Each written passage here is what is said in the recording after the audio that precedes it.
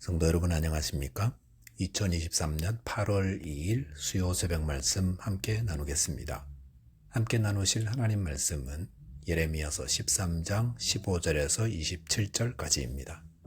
본문은 유다가 하나님께 버림받아 멸망하게 될 것을 경고한 심판의 말씀 기록되어 있습니다. 본문을 통해서 교만을 버려야 함과 죄에 민감해야 함에 대해서 묵상하겠습니다. 첫째 묵상할 내용은 교만을 버려야 한다는 것입니다. 본문 15절에 보시면 너희는 들을지어다 귀를 기울일지어다 교만하지 말지어다 여호와께서 말씀하셨음이라 하였습니다. 어제 본문에서 예레미야는 유다 백성들이 하나님의 제사장 나라로 거룩하게 선별된 자들이었지만 죄 가운데 거하며 하나님 말씀을 청종하지 않아 버리움과 썩임을 당하게 되었다 하였습니다. 그런 유다 백성들을 향해 예레미야는 본문에서 들을지어다 귀를 기울일지어다 교만하지 말지어다라고 호소하고 있습니다. 예레미야가 호소한 이 세 가지는 모두 교만에 대한 것입니다. 교만은 얼마나 위험한 것인지 잠언 16장 18절에서는 교만은 패망의 선봉이요 넘어짐의 앞잡이니라 하였습니다. 우리가 교만하면 패망하게 됩니다. 넘어지게 됩니다. 교만은 우리를 넘어짐과 망하는 길로 이끄는 인도자입니다. 하나님의 택한 백성인 유다가 왜 하나님의 심판을 받아 멸망케 되었습니까? 그것은 교만 때문입니다. 유다 백성들은 자신들이 열방 가운데 유일하게 하나님의 선택을 받은 민족이라는 자부심 때문에 교만하게 되었습니다. 또한 하나님의 율법을 통해 선과 악을 구분하는 지혜를 가졌다고 교만하였습니다. 그들은 하나님이 그들에게 주신 은혜와 선물을 교만의 재료로 사용하였던 것입니다. 사람들은 하나님께 받은 은혜와 선물을 교만의 재료로 사용합니다. 백인으로 태어났든 흑인으로 태어났든 내가 누구 집에서 태어나고 싶다고 원해서 태어난 사람은 아무도 없습니다.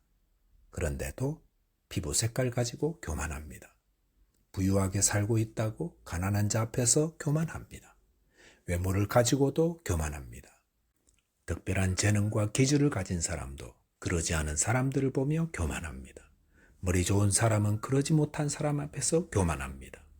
선진국에 산다고 후진국 사람들 앞에서 교만합니다. 그런데 가만히 생각해 보면 우리가 누리는 모든 것들은 다 하나님이 은혜로 주신 것들입니다.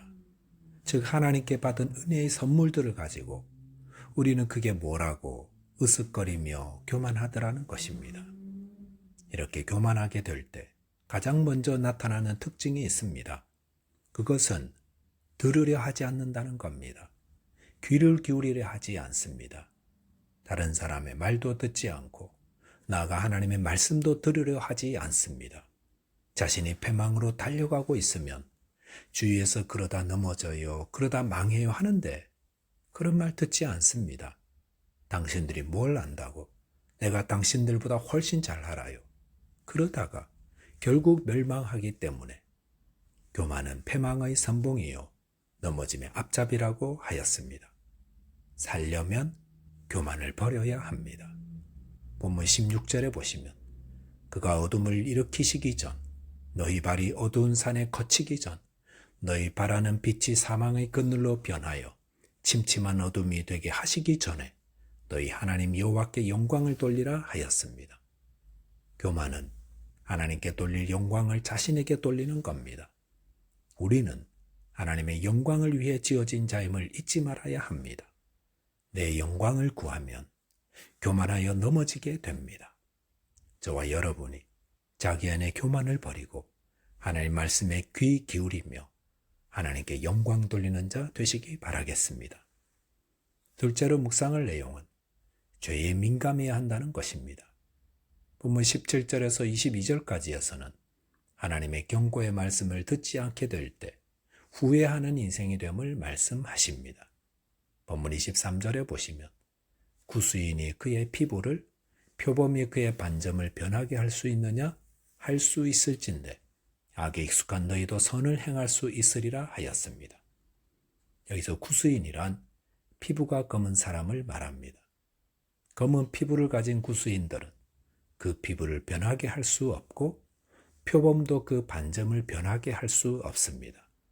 그런데 할 수 없는 것을 할 수 있을진대라고 말한 것은 그 다음에 나오는 사실, 즉 악에 익숙한 유다 백성들이 선을 행할 수 없다는 것을 강조하려는 말입니다. 왜 유다인들이 그 악을 버리고 선을 행하지 못하는 것입니까? 본문에 보시면 악에 익숙한 너희라고 했습니다. 유다인들은 악을 행하는데 익숙해 있었습니다. 무엇을 익숙하게 하려면 반복해서 해야 합니다. 즉 죄도 반복해서 지어서 이제는 익숙해졌다는 것입니다. 처음 죄를 지을 때는 벌 받을까 봐 가슴이 떨리고 조마조마했는데 2번, 3번 하면서 담대해지는 것입니다. 쉽게 하는 겁니다. 그래서 이제는 아무렇지도 않게 오히려 창조적으로 죄를 짓습니다. 디모데전서 4장 2절에 보시면 후일에 자기 양심이 화인을 맞아서 외식함으로 거짓말하는 자들이 있다고 했습니다. 화인은 동물들 몸에 이 동물이 어느 집 소유라고 뜨거운 도장을 찍어서 남기는 겁니다. 그러면 그곳에 딱지가 생기고 후에 만져도 감각이 없게 됩니다. 양심의 화인은 죄를 자주 지어서 가책도 없고 심판을 받을까 봐 두려워하지도 않는 익숙하게 죄를 짓는 모습을 말합니다. 그런 자들은 하나님의 심판을 받아 지옥에 던져질 때까지도 자신이 죄인이라는 생각을 하지 못하게 됩니다. 본문 25절에 보시면 유다인들은 하나님을 잊어버리고 거짓을 신뢰한다 하였습니다. 죄를 짓는 자들은 하나님을 기억하지 않습니다. 그 말을 반대로 본다면 우리가 하나님을 기억할 때 죄를 회개하며 죄를 멀리할 수 있다는 말이기도 합니다. 마태복음 5장 29절에서 예수님은 오른 눈이 너를 죄짓게 하거든 빼어버려라. 몸의 한 부분을 잃을지라도 온몸이 지옥에 던져지지 않는 것이 더 낫다라고 하셨습니다. 예수님은 죄를 짓게 하는 눈을 빼어내 버리기까지 하라 하십니다. 왜 그렇게 해야 합니까? 그 눈 때문에 계속 죄 짓게 되다가 온몸이 지옥에 던져지게 되기 때문입니다. 우리는 눈을 통해 많은 유익을 얻습니다. 하지만 그 눈은 우리에게 유익을 줌과 동시에 해로움도 줍니다. 그 해로움이란 눈으로 죄를 지음으로 우리 온몸이 지옥에 던져지게 될 것이기 때문입니다. 그러므로 눈으로 짓는 죄 때문에 온몸이 지옥에 던져지는 해를 입는다면 죄의 통로가 되는 눈은 차라리 빼는 것이 낫다라는 의미입니다. 물론 이것은 죄에 이끌리는 우리의 마음 상태를 말합니다. 그렇게 단호한 마음으로 죄 짓는 것을 두려워하고 회개하라는 것입니다. 실로암 안과를 운영하며 수많은 시각장애인들의 개안수술을 해주신 김선태 목사님은 본인도 시각장애인입니다. 어릴 때 수류탄 가지고 놀다가 터지면서 시력을 잃게 되신 겁니다.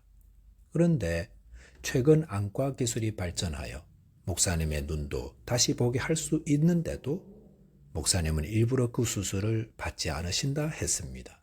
왜냐하면 눈으로 짓는 죄가 너무 많기 때문이라 했습니다. 앞을 보는 것, 얼마나 설레인 일입니까? 하지만 김선태 목사님은 무엇을 생각하신 겁니까? 하나님을 기억한 것입니다. 분명 앞을 보게 되면 그 눈으로 죄를 짓고 해를 끼칠 텐데 그럴 바에는 차라리 주님 앞에 갈 때까지 눈으로 짓는 죄 하나만이라도 덜 짓자는 마음 아니겠습니까? 우리가 죄를 이기려면 하나님을 생각해야 합니다. 하나님이 죄 짓는 나를 어떻게 보실까를 기억하면서 죄를 멀리하고 또 이기라는 것입니다. 그 마음으로 성령 하나님의 도움을 구하면 할 수 있습니다.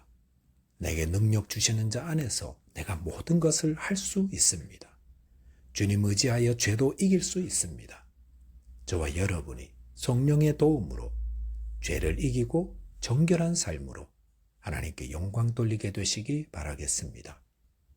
기도하겠습니다. 하나님 아버지, 저희는 교만하여 주님의 말씀을 듣기보다 저희의 완악한 마음을 따르는 자들임을 고백합니다. 주님, 저희 안에 통회하는 마음을 주시고 또 하나님을 기억하며 죄를 두려워하는 자 되게 하여 주옵소서. 죄 짓는 것을 무서워하고 작은 죄도 자리하지 못하도록 정결한 자로 주님 섬기다가 하나님 앞에 서게 되는 은혜를 얻게 하여 주옵소서. 예수 그리스도 이름으로 기도하옵나이다. 아멘. 오늘도 믿음 안에서 승리하는 하루 되시기 바라겠습니다. 감사합니다.